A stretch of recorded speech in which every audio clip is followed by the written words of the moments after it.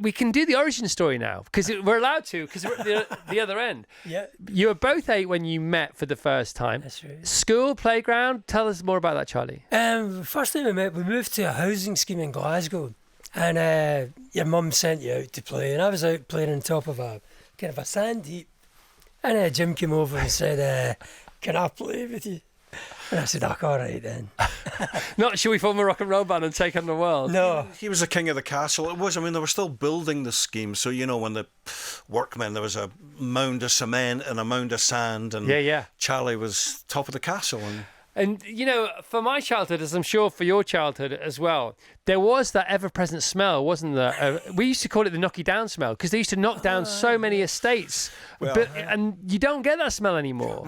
And there was that smell of brick dust, wasn't it? Constant, ever-present in our childhoods. Yeah, no. So tell us about music. So you're both 8, you're playing out together in the street, playing football, whatever you're playing, kick can. Tell us about you two and music. When did you decide? Were you already playing? What happens next? Well, my first memory at school. Well, Charlie had older brothers. I was the eldest in my family, so I didn't have older brothers to look up to. But Charlie's brother Jamie was a cool gang. He was the first guy to have, dyed his hair and wear clogs and patched denim jeans and all that, and he had this weird music that, when I say weird music, stuff that Alice Cooper, before Alice Cooper was, mainstream, the Doors before really. And so Charlie had this, I remember Charlie, but the big thing was, and Chris, you're the same vintage as us. Yes. People listening a lot of people might be thinking, what is he talking about? Remember you used to get coupons and cigarette packs? Of course.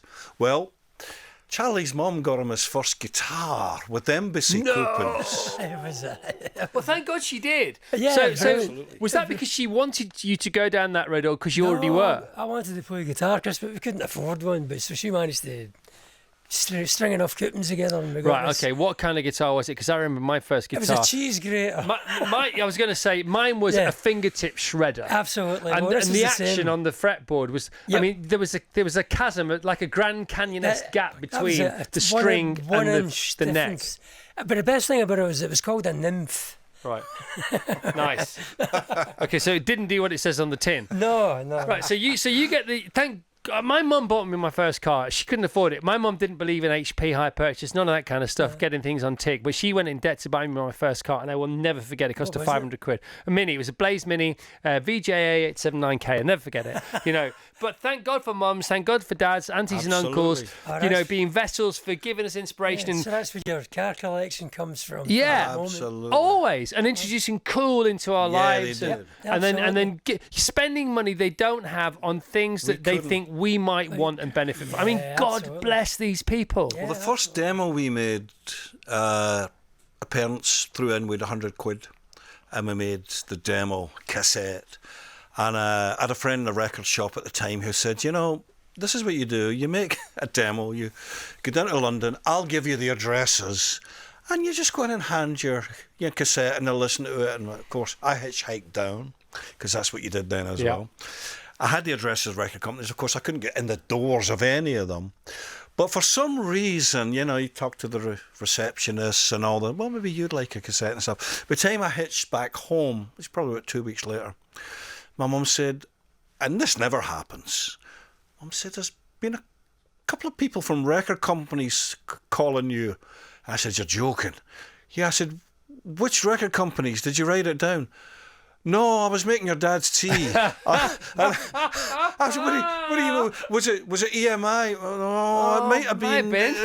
Was it CBS? Oh, maybe. Anyway, she said, listen, if they're interested, they'll call you back. And they did, thankfully. What was on the tape? The first Chelsea Girl was on it, Life in a Day, or first, they were the songs that got us first time on radio, TV, and all that stuff. So it was a pretty good demo, but as you quite rightly say, I remember my dad saying to me, I was trying to explain to him, my dad was a builder, he was a labourer. And I remember trying to explain to him, and I about the demo and the cassette, and he was looking at me like I was mad. I was mad, but and he said, so this is, and it was quite good. He said, so this is really like you're asking for money for kind of a business. It's like a business, isn't it? I said, it is like a business. And you're going to be, what kind of band is it? And I said, I don't know. I didn't want to say a punk band. I said, I don't know. It's a band. And he went, like the Beatles. And he swears I said this. And I said, yeah, like the Beatles. And he said, so you're going to be a big band like the Beatles? To which apparently I said, probably. And he said, away you go. But the money was there on the table. So how old were you when that happened, Charlie? Ish. 14, Jim, 15. 15, 15, 16. Chris. Yeah, 15, yeah.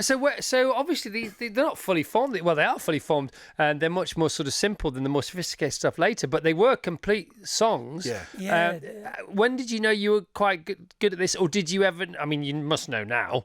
But the imposter syndrome necessarily doesn't visit us when we are in our sort of greener years, because you think you can rule the world, and you That's you can. right, When did you get an inkling that you might be any good at it?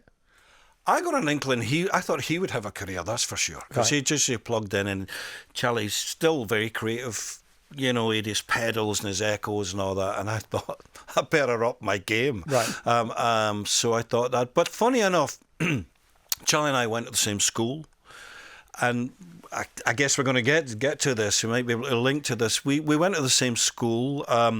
Didn't go to university, but in a way we did go to university when you think of what we've ended up doing, because the local venue in Glasgow, when the bands came through, well, Charlie's brother took it. If you went through our first 10 gigs, there's Led Zeppelin, The Who, Alice Cooper, Bowie, Roxy Music. We saw the greats, and I'm going to try and link this. I hope you're ready for it. I ended up through a mate in my class. He said, you're into all that weird music, I can get you into any gig. He wasn't into music. I said, how can you get me in? He said, well, my brother, he wasn't the manager, but he was part of the management. He can get you into any gig. And he did. He started, so we got to see everybody. And then his brother said, sometimes they look for a couple of kids to run around and help, pumpers, or that's what they called them then. And like a runner. If you want to come up and help some of the bands set up and see the sound checks. Here we go. Buckle up, everyone. This is not going to disappoint. This one is great. So I couldn't believe it. At that time, my favourite band was a band called Mott the Hoople, all the young dudes. Yeah. And I couldn't believe Mott were coming to play. And he said, you can work that gig. So I went up after school and I'm going to see Mott the Hoople sound check. And when I arrived, the crew boss guy said, Mott aren't coming up. They're doing Top of the Pops. They're not doing a sound check. Gone over and help the support band. And I said, who's the support band? To which he sort of shrugged and went, I don't know, somebody called Queen. Oh my God, parents! And Queen hadn't been on Top of the Pops yet. They were on Top of the Pops 2 weeks later. And I went over, and I remember we were helping the drummer, Roger, and then Freddie turned up. He was all ready in black and white suits. Freddie. Freddie, always ready. Yeah. And so that was our university. Hang on, you guys, let's just pause for a second. What do you mean that was that? What was the gig like? I have to say, and I hope Ian Hunter isn't listening in here, Mott were fantastic, but the support band blew them off. Even then, the gig they were on fire. And what was it like? Because people say, whether it's a car that they saw for the first time, it's like a spaceship that arrived, or music they've never heard before. It's like, we've never heard anything like this before. Well, it was that. When you think of that guitar sound that Brian May had. Only he can do that. Is that right, Charlie? Seven Seas of Rye, it was great. You had never heard anything like that. What about Freddie's performance? He was...